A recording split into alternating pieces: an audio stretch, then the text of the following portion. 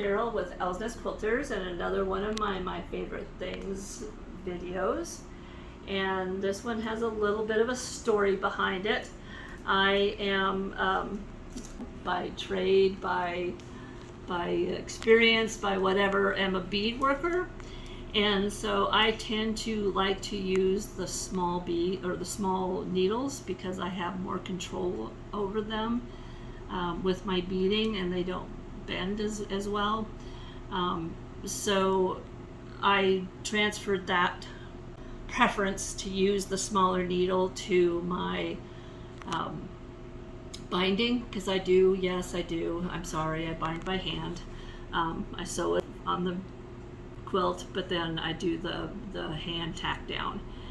And someone recommended that I use the Roxanne needles, which are extremely long. They are they're about 2 inches long, and I thought, those are going to be horrible to use. I'm used to using something that's you know, at least half that size, if not even shorter than that. But I thought, to give my customers a chance at changing my mind, I thought, okay, I'll just use it. It's not going to hurt me. So I threaded it up and I started hand tacking down my binding, and holy cow, the angel started to sing.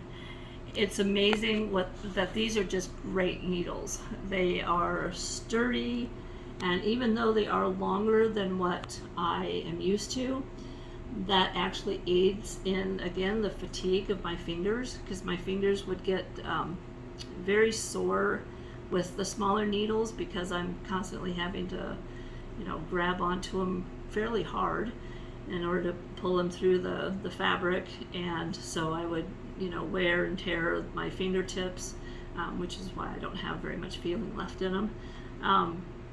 So these are just incredibly smooth.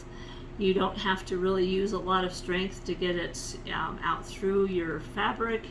And I actually was able to tack down my binding even faster than I can with the needles that I had been using. So I highly recommend these Roxanne Basting Needles. They're long because they are traditionally meant for basting, so just doing a, you know, running stitch in and out and pulling it. But they make they do for great for hand binding, and highly recommend them. Owl's Nest Quilters, because you love to create.